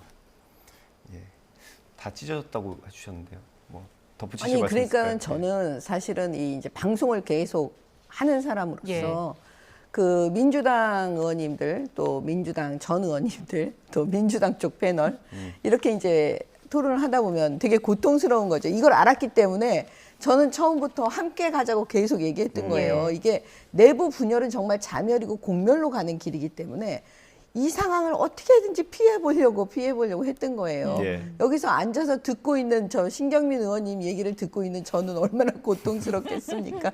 그런데 이 혼란도 결국은 또 시간이 지나가면 또 이것도 지나가는 거거든요. 예. 그러면 저는 지금이라도 늦지 않았다고 보는 거예요. 예. 빨리 정치적인 방법으로 들어가서 해법을 찾아야 되고 강대강으로 가는 거 이거 국민들이요 언제까지 우리를 봐주실까요? 그러니까 항상 국민 눈높이를 잊으면 안 되거든요. 예. 그리고 정치인이라는 사람들은요 기본적으로 국민이 세워줘야 쓰는 거고요. 국민이 아니라고 하면 아닌 거잖아요. 예. 아무리 싸워봤자 뭐예요. 너무 괴로우셔서 항상 대담 시작하기 전에 민주당 얘기부터 하면 안 되냐고 하시는데 민주당 얘기 잠시 뒤에 다뤄보겠습니다. 이재명 대표 얘기를 하시면 좋겠습니다. 잠시 뒤에 하겠습니다. 약속드리겠습니다. 어쨌든 새 비대위 출범의 첫 관문으로 꼽혔던 게 상임 정국이었는데 서병수 의장이 이제 고심 끝에 사퇴를 했단 말입니다. 이 결정은 어떻게 보십니까? 뭐 서병수 의원으로서는 잘한 거죠. 서병수 의원은 도저히 지금 이 비대위로 가고 8.16 그 결정문을 보고도 이렇게 가는 데 대해서 정국이 의장이나 되는 사람이 위원장이나 되는 사람이 얘기하기는 조금 힘들 거예요. 근데 지금 이 얘기를 하는데 상임 정국이 그리고 정국이를 2번씩 해서 4번 사회를 봐야 되고 이걸 예. 끌고 나가야 되고 또 그것이 법원에 가서 또 깨질 것이 너무 분명해 보이고 이거 하고 싶지 않죠. 손에 물 묻히기도 싫은데 피를 묻혀야 되기 때문에 예. 나 안 할래. 나 그냥 평의원으로 있을래. 예. 저는 잘하신 결정이고 서 의원다운 결정이라고 생각합니다. 예. 저희가 이제 정기국회 얘기로 넘어가 보려고 하는데 아무래도 지금 하고 있는 얘기랑 좀 연결이 될 수밖에 없을 것 같아요. 정기국회가 이제 한 100일 동안 진행이 되면 아마 국감 또 뭐 예산안 심사 이 정도가 좀 핵심이 될 수도 있을 것 같은데 여당이 이렇게 혼란스러우면 사실 그것도 좀 많이 뒷전으로 밀리지 않을까 그런 우려도 있거든요. 이제 그런 걱정들이 이게 다 지금 뭐냐면 가화만사성이에요. 그 내부가 지금 이렇게 분열이 되면 사실 동력을 얻기가 어렵잖아요. 그러면 사실은 그 대통령과 당은 한 몸이에요. 아무리 뭐 아니라고 해도 그거는 역사가 다 증명이 된 거고요. 네. 그다음에 여당이 흔들리면 대통령이 흔들릴 수밖에 없고요. 이 한 몸이라는 거. 그러면 이번에 이 국정감사에서 사실 동력을 가지고 신나게 해야 되는 타이밍이거든요. 타이밍상으로요. 예. 얼마나 좋습니까? 지금 정권 교체 되고 난 다음에. 예. 근데 지금 내부가 이렇게 되니까 과연 국감은 잘할 수 있겠나요? 예. 하는 여러 가지 걱정들이 있잖아요. 그럼에도 불구하고 잘해야죠. 그러게요. 어떤 모습 예상하세요? 잘 안 될 것 같아요. 지금 상황으로 봐서 경제 위기가 지금 누구 눈에도 겹쳐 보이고요. 그러니까 외교적으로 또 그 외교가 경제에 미치는 영향이 굉장히 큰데 그것도 지금 겹쳐 보이고 그리고 이제 이번에 우리가 홍수 피해, 폭우 피해를 봤잖아요. 예.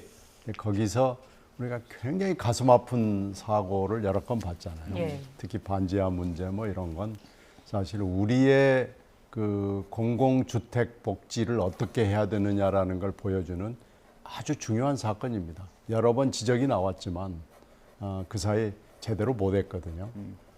그리고 맨홀에 남매가 빠져서 뭐 엉뚱한 데에서 시체가 발견되는 이런 말도 안 되는 사고, 강남이 불에 잠기는 사고 이래서 사실 여기서부터 시작을 해서 예산 작업은 이미 상당히 진행이 돼 있지만 국회 심의 과정을 통해서 이걸 보완하고 새로운 방향을 여야가 내놔야 되거든요.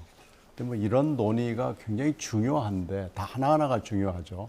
거기다가 지금 어저께 론스타 사태까지 미국에서 날라왔고 이거 굉장히 중요한 일들이 지금 막 겹겹이 쌓여 있는데 제 생각에는 이거 제대로 논의 못할 것 같아요. 이게 묻혀버리고 결국은 가화만사성 하다가 가화만사성도 못하고 그냥 치국평천하까지 진도가 못 나가고 이게 국회가 끝나버리는 수가 생기지 않을까 좀 걱정이 됩니다. 예.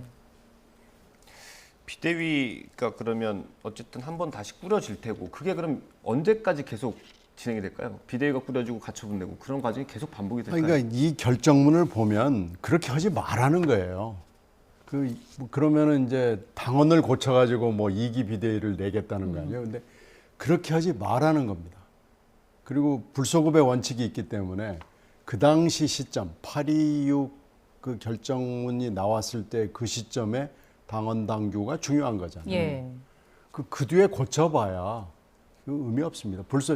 우리 법의 대전제 중에 하나가 여러 개가 있지만 그 중에 하나가 불소급의 원칙이거든요. 불소급의 원칙을 그러면 바꿔야죠. 소급의 원칙으로 가든지 뭐 후법 우선의 원칙으로 가든지 뭐 해가지고 바꿔야 되는데 그게 바꿔지겠어요. 그러니까 지금 하고 있는 여러 가지 작업들은 정국일을 뭐 2번을 하건 3번을 하건 이게 그 무망한 짓들을 지금 하고 있는 거예요. 이거 저 국어 실력에 전 문제가 있다고 봐요. 예. 이건 국어를 잘 못하는 공부를 잘 못한 사람들이 그리고 법률을 제대로 물론 판사도 있고 검사 출신들도 있고 그러지만 법률의 그 기본에 다시 돌아가서 기본과 원칙으로 돌아가서 다시 한번 결정문을 읽어보기를 강력 추천합니다. 다시 한번 돌아가야 한다. 혼란이 이어지고 있고요. 일단 정기국회는 이런 상황에서 열립니다. 야권에서는 이제 김건희 여사를 겨냥한 특검 요구를 또 쟁점화할 것으로 보이는데 김건희 특검법에 대한 두 분의 생각을 좀 여쭙고 싶습니다. 먼저 말씀해 주시죠. 그냥 민주당이 늘상 하는 그런 정치 공세 중에 하나죠. 왜냐하면 그 이재명 그 대표의 그 부인인 김혜경 씨 지금 그 수사 그거에 대해서 지금 맞불 작전으로 마치 그 특검을 지금 꺼내갖고 또 정치 공세하는 거잖아요. 예. 근데 저는 이 부분은 이미 국민들께서 그 질의할 정도로 그 대선을 거치면서 다 이제 내용을 샅샅이 알잖아요. 뭐 초밥 뭐 이런 얘기까지 소고기 뭐 이 얘기가 다 이제 한간에 다 나오는 얘기들이니까요. 그러니까 이미 그걸로 저는 더 이상 이 문제를 얘기한다고 그래서 국민들께서 아유 민주당 잘하네 이렇게라고 생각 안 해요. 예. 그러니까 이건 그냥 또 늘 하던 대로 또 정치 공세하고 있구나 민주당. 그러니까 여든 야든 지금 말로는 민생을 위해서 한다, 국민을 위해서 한다 이렇게 얘기하지만 실질적으로 하는 행동은 지금 틀린 거잖아요. 어떻게 보면 예. 한쪽은 싸우고 있고 또 한쪽은 저렇게 정치 공세하느라고 정신이 없고 예. 그래서 정말 국민들께 너무 죄송하다는 말씀밖에 드릴 말씀이 없어요. 저도 그냥 순수한 패널이 아니기 때문에 이렇게 어렵습니다. 순수한 패널이 아니라고. 의원님께 이게 두 가지를 같이 질문 드릴게요. 특검이 필요한지 그리고 한동훈 법무부 장관 탄핵도 얘기가 계속 나오고 있거든요. 두 가지를 좀 한 번에 말씀해 주시죠. 김건희 특검법은 사실 현실적으로는 쉽지 않습니다.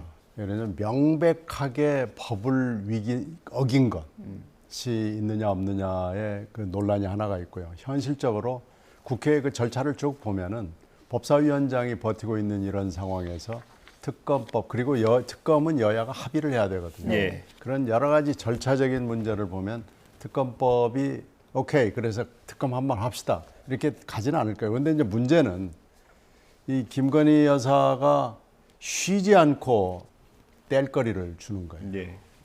쉬지 않아요. 그 김건희 여사는 뭐 잘은 제가 뭐 알 수가 없습니다만은 이 공적 마인드가 전혀 없는 사람인 것 같아요. 그러니까 쉬지 않고 하여튼 국민들에게 야 이건 뭐지? 설마 이런 짓을 했을까? 그러니까 한번 보세요. 합경력 허위 사건이 있었죠. 도이트모터스 있었죠. 건희사랑 그 팬클럽 있었죠. 취임식 초청자 문제도 계속 나오죠. 나토 참석 가지고 계속 시끄러웠는데 결국은 보석도 나왔죠.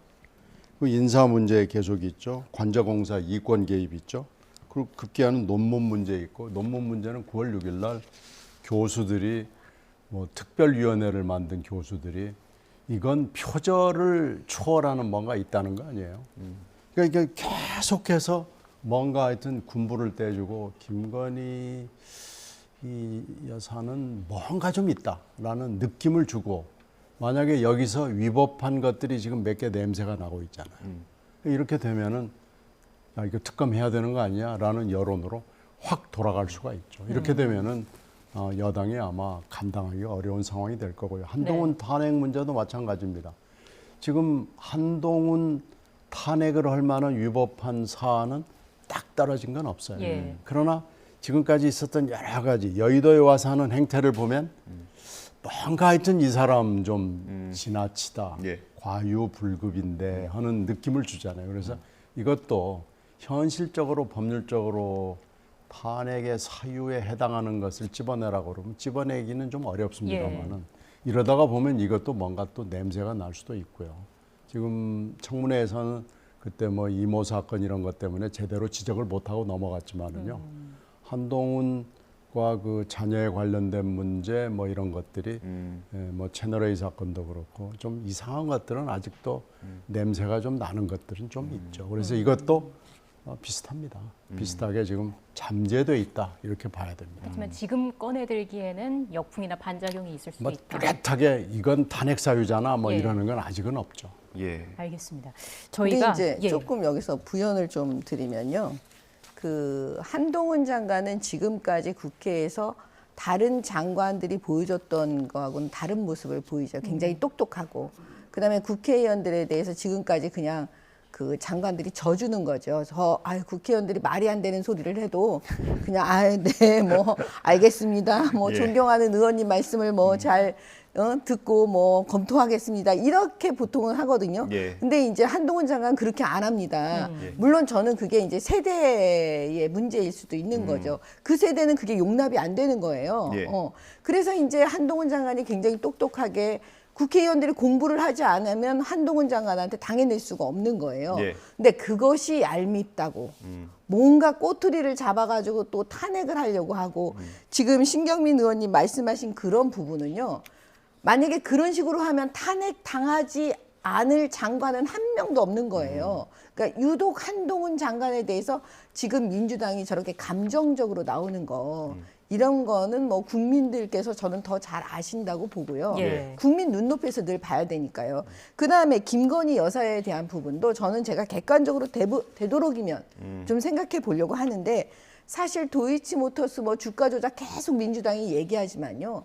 이미 윤석열 검찰총장 시절에 문재인 정부에서 탈탈 털었을 겁니다. 그 검찰에서. 그리고 한번 무혐의도 내줬고요. 그런 상황에서 계속 또 하고 옛날에 이명박 대통령 다 끝난 대법원에서 끝난 사건 또 해가지고 지금 저렇게 한 거. 그런 방식으로 지금 또 접근해서 김건희 여사를 저렇게 하고 있는 거는 저는 뭐냐면 이게 정치인으로서 정치가 이렇게 가면 안 된다. 저는 이렇게 보고 있고요.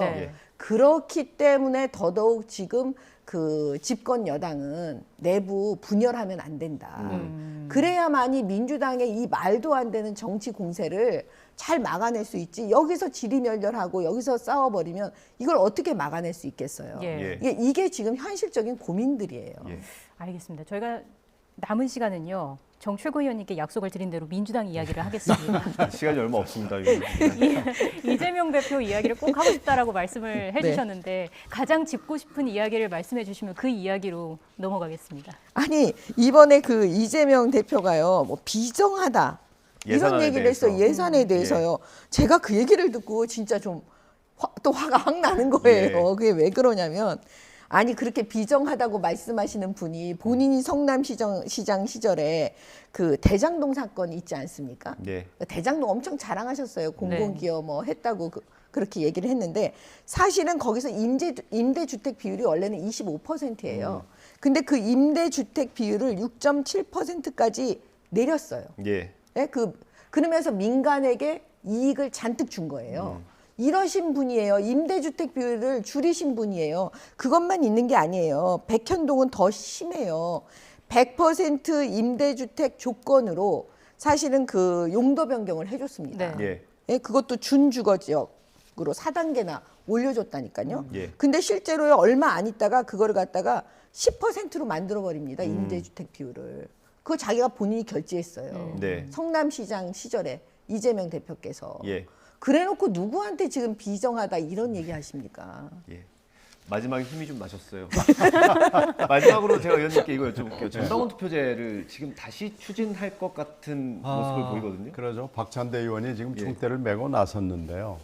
좀 논의하고 했으면 좋겠습니다. 뭐 전당원 투표제 맨날 뭐 그리스 직접 민주주의 뭐 어쩌고 저쩌고 지금 기술의 발전으로 가능하다 뭐 이런 얘기 다 좋은데 자 이게 지금 100만 당원 시대에 얼마나 가능한 것인지 그랬을 경우에 지금 이번에 보면은 나타나지 않음으로써 의사표시를 하는 당원들이 꽤 있거든요. 예. 그리고 지방선거에서 광주의 그 투표율이 37% 뭐 이런 거 보면은 노쇼로 자기의 의사를 표시하는 분들도 있고 이래서 이건 특히 또 기술의 발전에 따라서 팬덤과 가짜 뉴스가 극성을 하는 이런 우리 그 시대적인 과제가 있잖아요. 네. 그래서 이런 것까지 좀 같이 고려를 해서 지금 이 시기에 이런 기술 수준에서 이렇게 하는 것이 과연 맞는가 이걸 검토를 하고 했으면 좋겠는데요.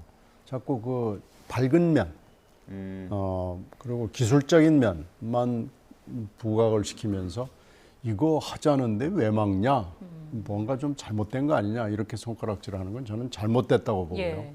토론을 하고 우리 현 상황 점검해 보고 여러 가지를 논의해 본 뒤에 좋다 하는 게 좋겠다 그러면은 찬성해야죠.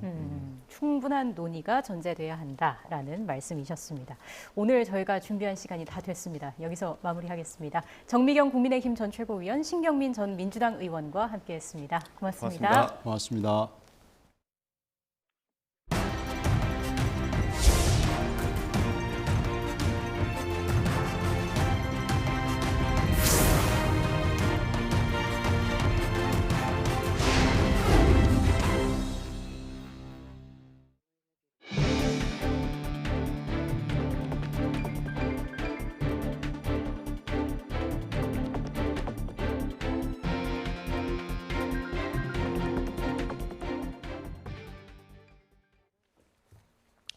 여야가 종부세 완화를 위한 법안 처리에 합의했지만 접점을 찾지 못한 특별공제 기준에 대해선 올해 안에 합의를 추진하기로 했습니다.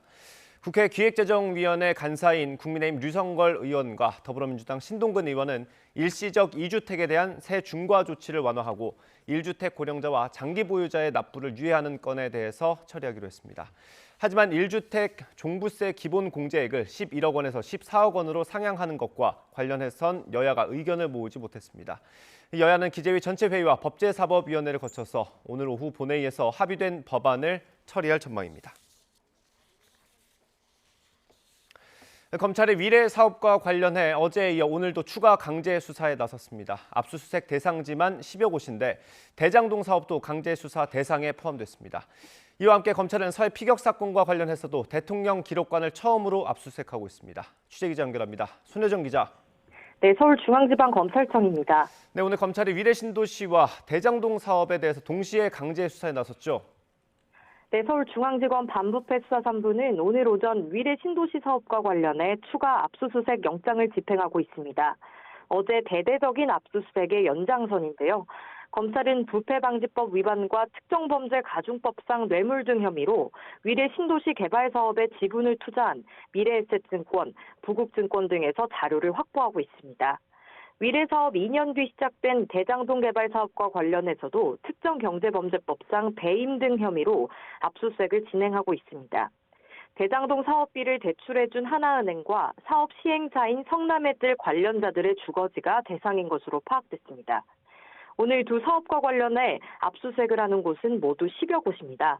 검찰은 어제도 위례 신도시 개발 사업 시공사인 호반건설과 분양대행 업체와 함께 유동규 전 성남도시개발공사 본부장과 김만배, 남욱 변호사가 수감 중인 서울구치소를 포함해 20여 곳을 압수수색했습니다. 위례 사업과 대장동 사업은 모두 성남도시개발공사가 개발을 추진해 민관 합동 방식으로 진행됐고 유동규 전 본부장과 남욱 변호사, 정영학 회계사가 직간접적으로 연루돼 닮은 꼴 평가를 받고 있습니다. 앞서 대장동 사건을 수사하던 검찰은 2년 전 위례 사업에서도 비리 정황을 포착한 것으로 알려졌는데 당시 성남도공 관계자가 위례 개발 정보를 외부 민간 사업자들에게 흘리고 그 대가로 거금을 지급받았다고 의심하고 있습니다. 네, 지금 대통령 기록관도 압수수색을 하고 있다고요? 예, 이번에는 서울중앙지검 공공수사 일부가 오늘 오전부터 세종시 대통령기록관에 검사와 수사관들을 보내 압수수색 영장을 집행하고 있습니다. 서훈 당시 국가안보실장의 변호인을 비롯해 일부 사건 관계인들의 참관 아래 진행되는 것으로 파악됐습니다. 검찰이 서해 피살 사건과 관련해 대통령기록관 압수수색에 나선 건 이번이 처음입니다. 이번 압수수색에서 검찰은 재작년 9월 해양수산부 공무원 고 이대준 씨가 북한군에 붙잡혀 피살됐을 당시 생성된 기록물들을 확인할 것으로 보입니다.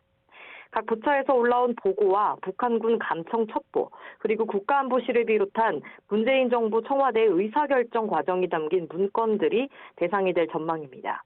이 씨 유족과 국정원의 고발을 접수해 수사에 착수한 검찰은 당시 문재인 정부가 관련 첩보 보고서 등을 무단 삭제하고 이 씨가 자진 월북한 것으로 몰아갔다는 의혹을 수사하고 있습니다.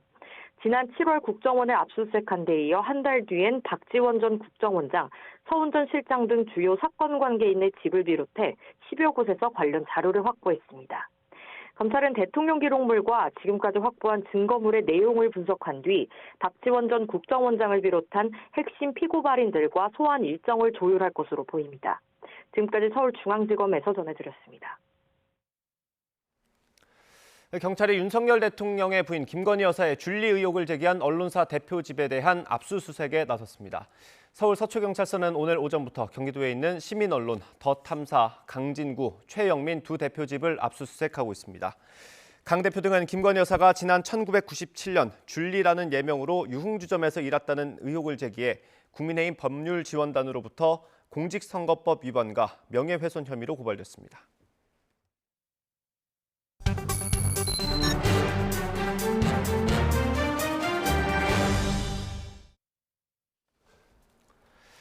조주빈과 문형욱, 박사방과 N번방으로 상징되는 디지털 성범죄가 다시 고개를 들고 있습니다. 예전보다 더 치밀해진 수법에 현재까지 확인된 피해자만 6명으로 전해지고 있습니다. 이 사건 추적하고 있는 추적단 불꽃 활동가 대한미디어 얼룩소의 원은지 에디터 전화로 연결돼 있습니다. 에디터님 나와 계시죠? 네, 얼룩소 원은지 에디터입니다. 예, 안녕하십니까. 저희가 지금 추적 중인 사람을 L이라고 부르면 되는 겁니까? 네, 맞습니다. 이번 사건 알려지면서 박사방, N번방 사건 떠올리신 분들 많으실 텐데 이게 추적하기 어려운 텔레그램을 통해서 범행을 한다는 점, 그리고 영상을 찍게 하고 협박한다라는 점이 이전 사건과 비슷한 점인 거죠? 네, 맞습니다. 그 L이 처음에 피해자에게 접근하는 방식이 이전과는 조금 다르다고 들었습니까? 다르다고 들었습니다. 어떻습니까? L이 일단 피해자분께 접근하는 방식 중에 제가 활동했던 반성착취 단체인 불꽃을 사칭해서 이제 피해자에게 도움을 주겠다. 가해자가 너의 신상 정보와 사생활 정보를 뿌리고 있는데 그 가해자를 검거할 수 있도록 본인이 도와주겠다. 이런 식으로 피해자에게 접근을 했습니다. 이게 안심시키기 위해서 여성인 척을 하기도 했다고요? 네, 맞습니다. 여성인 척을 하면서 이제 그 여성이 마치 텔레그램 안에서 네. 그 피해자를 대상으로 집단 성희롱이 벌어지고 있는 현장을 모니터링하는 어떤 도와주는 사람인 것처럼 보이게끔 위장을 해서 피해자에게 접근하기도 했습니다. 예, 그러면 피해자는 아무래도 마음을 놓게 될 것 같고요. 그 이후의 과정은 어떻게 진행이 됐습니까? 그렇게 이제 피해자를 텔레그램으로 불러들인 이후에는 피해자의 개인정보라든지 사생활이 담긴 SNS에 올려놨던 사진들을 약점을 잡아서 그런 것들을 보내면서 이게 너의 같은 반의 하부에게 뿌려지기 싫으면 내 말에 따라서 이런 성적인 사진과 영상을 보내라 라면서 점점 악랄하게 성착취를 벌였습니다. 예, 피해자에게 접근하는 그 방법부터가 이전보다 더 교묘해진 것으로 보이는데 피해자들의 영상이 유포된 정황도 있습니까? 피해자들의 영상이 유포된 정황도 확인을 했고요. 예. 이제 불꽃으로 제보를 주신 분의 영상이 유포됐는지는 아직 확인된 바 없습니다. 예, 그 유포된 정황이라고 하면 어떤 그 단체방 같은 데서 뿌려진 겁니까? 아니면 개별로 접촉을 해서 줬다는 겁니까? 개별은 현재 어떤 모니터링상 확인이 어려운 가해자가 1대1로 누군가에게 보냈다면 확인이 어려운 상황인 거고요.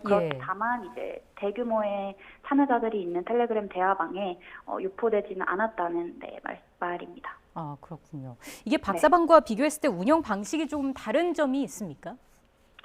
이제 피해자들의 성착취 영상물, 그러니까 피해물을 가지고 이제 본인이 들어가고 싶은 이제 참여자들의 수가 많은 대화방, 그러니까 그들과 함께 대화를 하고 싶은 거죠. 그래서 그 방의 관리자에게 이런 피해물을 제공을 한다거나 이런 식의 정황을 발견했습니다. 예.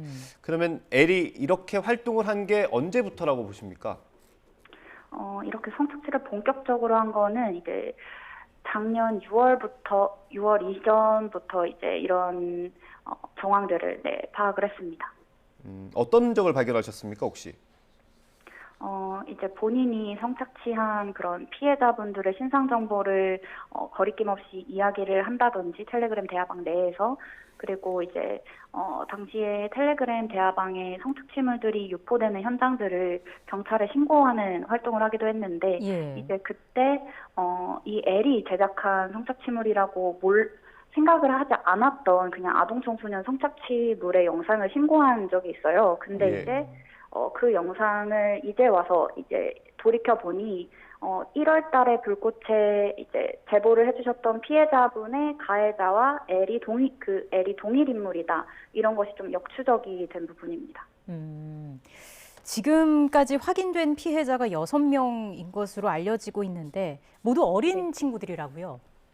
네, 일단 제보를 주신 분도 이제 아동청소년 이제 중학생이시고요. 이제 N번방 사건 때부터 이 피해 영상물을 경찰에 제보하면서 확인했던 했을 때와 마찬가지로 피해자분들의 어떤 신체 연령이나 이런 것들이 좀 아동청소년으로 추정이 됩니다. 예. 그 피해자들 지금 상태는 어떤지 좀 궁금합니다. 충격이 컸을 것 같은데요. 네, 당시에는 일단 이 피해를 입고서도 이제 이성적으로 판단이 안 됐기 때문에 가해자가 이제 불꽃을 사칭한 가해자가 텔레그램에서도 이 L이라는 애한테 너가 성적인 영상이랑 사진을 보내고 있어라. 그러면 너가 시간을 벌면 자기가 얘를 해킹을 해가지고 검거를 하게끔 도와주겠다라는 이야기를 그냥 이제 거기에 의존을 할 수밖에 없었던 겁니다. 네.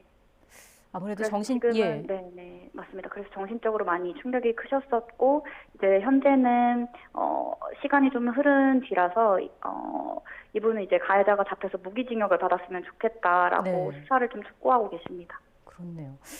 지금 확인된 사람만 6명이라고 말씀을 드렸는데 더 있을 것으로도 보시는지요? 네, 더 있을 거라고 추정을 하는데요.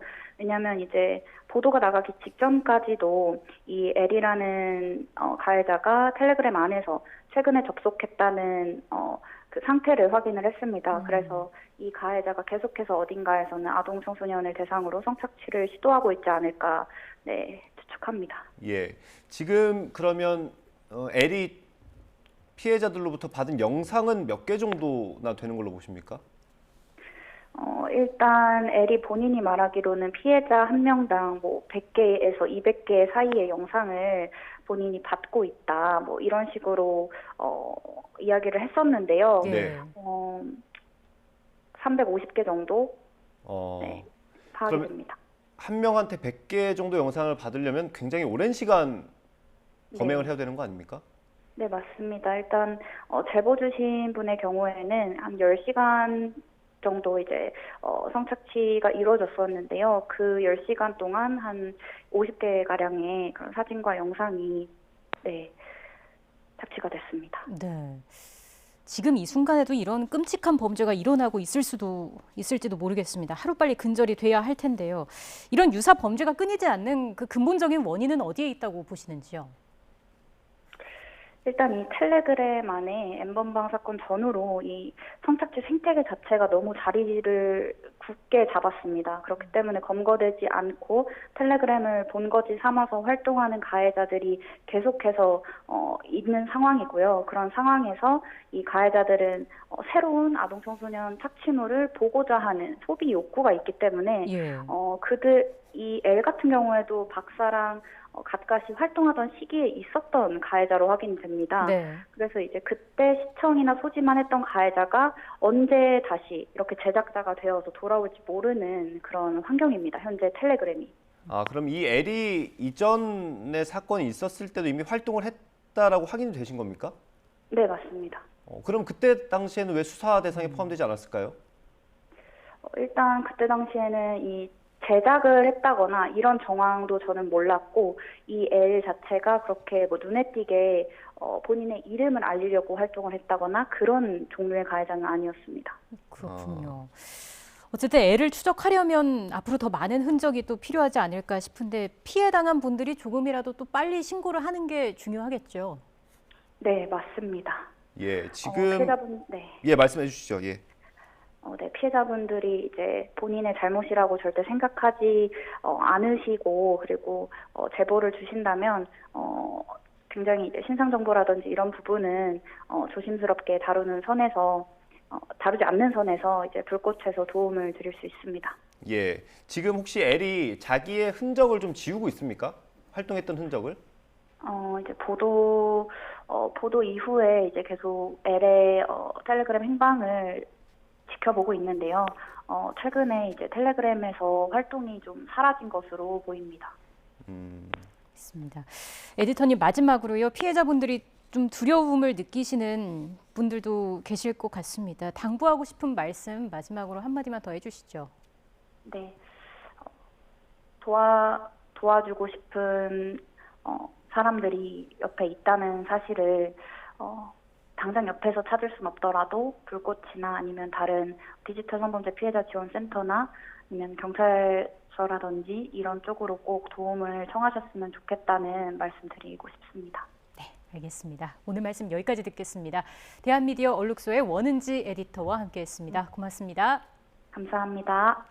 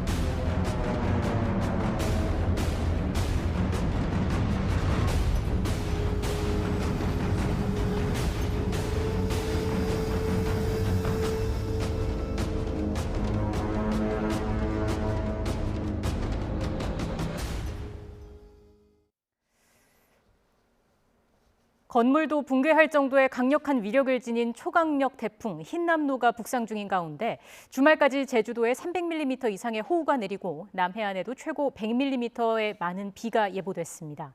일요일부터는 내륙 대부분 지방이 태풍의 영향권 안에 들 것으로 보입니다. 취재기자 연결해서 태풍 현황과 전망 자세히 알아보겠습니다. 정혜윤 기자. 네, 문화생활과학부입니다. 네, 당장 예고된 호우 상황부터 짚어보겠습니다. 태풍은 아직 멀리 있는데 제주도와 남해안에 많은 비가 예고됐습니다. 이건 태풍 영향인 건가요? 네, 초강력 태풍 흰남노의 직접 영향은 아니고요. 태풍이 워낙 강력하다 보니 이 태풍의 앞자리에서 고온다습한 다량의 수증기가 우리나라 쪽으로 유입되고 있는 겁니다.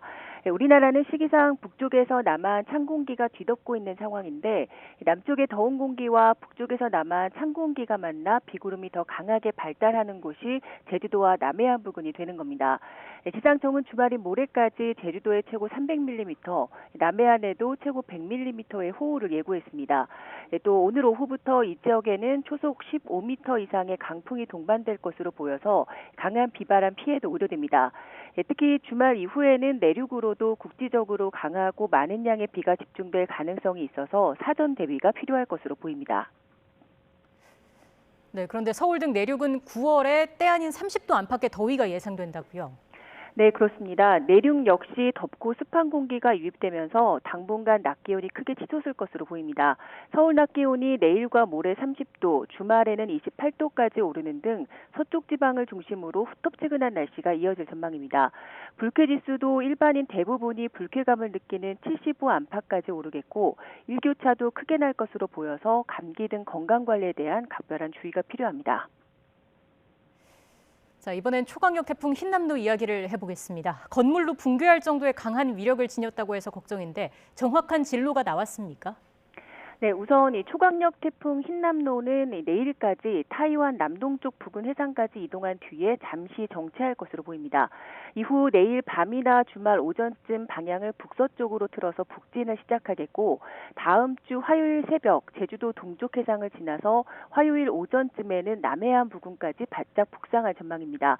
이 시기 태풍의 강도는 초강력에서 매우 강한 단계로 한 단계 약해지겠고요. 중심 풍속은 초속 45m 정도로 예상됩니다. 하지만 약해진다 하더라도 중심 기압은 945헥토파스칼 정도로 역대급 수준이 될 것으로 보이고 바람도 초속 45m 정도로 달리는 기차가 탈선하거나 심하면 약한 건물은 무너질 수도 있는 강력한 수준입니다. 앞으로 태풍의 진로는 무척 유동적입니다. 기상청은 현재 대한해협을 향할 가능성에 무게를 두고 있지만 서쪽으로 조금 더 치우쳐 남해안을 스쳐 지날 가능성도 있어서 예의주시하고 있다고 밝혔습니다. 특히 이번 태풍은 영향 반경이 400km 정도로 전국이 태풍의 영향권 안에 들 것으로 보이기 때문에 태풍이 가까이 북상하는 다음 주쯤에는 태풍의 진로가 어느 쪽을 택하든 태풍으로 인한 비바람을 피하기는 힘들 전망입니다. 네, 그럼 마지막으로 태풍 영향을 가장 많이 받는 시기는 언제쯤이 될지 그리고 어떤 점을 주의해야 할지까지 설명해 주시죠. 네, 태풍으로 인한 고비는 4일 일요일부터 7일 화요일 오전까지가 될 것으로 보입니다. 이 시기에 500mm 이상의 매우 많은 강수와 함께 시간당 50에서 100mm의 물폭탄이 쏟아지겠습니다. 특히 해안가에는 초속 50m 이상의 돌풍이 예상됩니다. 특히 해수면 상승과 강한 바람으로 인한 폭풍 해일 및 저지대 침수, 또 하천 범람이 우려됩니다. 또 산사태와 공사장 등의 시설물 파손도 우려되는 만큼 철저한 대비가 필요할 것으로 보입니다. 지금까지 문화생활과학부에서 YTN 정혜윤입니다. 가을의 시작인 오늘은 다시 낮더위가 찾아왔습니다. 맑은 날씨 속에 강한 볕이 내릴 쬐면서 기온도 빠르게 오르고 있는데요. 현재 서울 기온은 28.3도로 어제 같은 시각보다 5도가량 높습니다. 다만 낮과 밤의 기온차가 크게 벌어질 것으로 보이니까요. 환절기 건강관리에도 유의해 주시기 바랍니다. 오늘 중부지방은 맑은 날씨지만 남부지방은 흐린 날씨가 이어지고 있습니다. 다만 제주도와 남해안에는 비가 내리고 있는데요. 내일은 비가 남부 내륙과 영동지방까지 확대할 전망입니다. 제11호 태풍 흰남노의 앞자리에서 고온 다습한 수증기가 유입되면서 제주도와 남해안을 중심으로 강하고 많은 비가 쏟아질 것으로 보이는데요. 모레까지 제주도 많은 곳에 300mm 이상, 남해안에도 최고 100mm의 호우가 예상되고요. 그 밖에 남부지방과 영동에도 5에서 60mm의 비가 내리겠습니다. 초강력 태풍 흰남노는 내일 타이완 남동쪽 해상에서 우리나라 쪽으로 방향을 틀 것으로 보이고요. 다음 주 화요일쯤 서귀포 남쪽 해상까지 올라오면서 전국이 태풍의 영향권에 들겠습니다. 이후 진로는 유동적입니다. 하지만 제주도와 남해안은 물론 내륙에도 강한 비바람이 예상되는 만큼 앞으로 발표되는 태풍 정보에 주의를 기울여 주시기 바랍니다. 오늘 낮 동안에는 대부분 지역에서 30도 안팎의 늦더위가 찾아오겠습니다. 서울 한낮 기온 30도, 대전과 대구는 28도로 어제보다 2에서 5도가량 높겠습니다. 오늘부터 제주도와 영남 동해안에는 초속 15m 안팎의 강한 바람과 함께 너울성 파도가 높게 일겠습니다. 또 본격적인 태풍의 영향을 받는 다음 주에는 하천 범람 등의 피해도 우려되니까요. 당분간 해안가 접근을 자제하는 등 안전사고에도 유의해 주시기 바랍니다. 지금까지 YTN 윤수빈입니다. 이상으로 뉴스앤이슈 마치겠습니다. 잠시 뒤에 더 뉴스가 방송됩니다. 시청해주신 여러분 고맙습니다.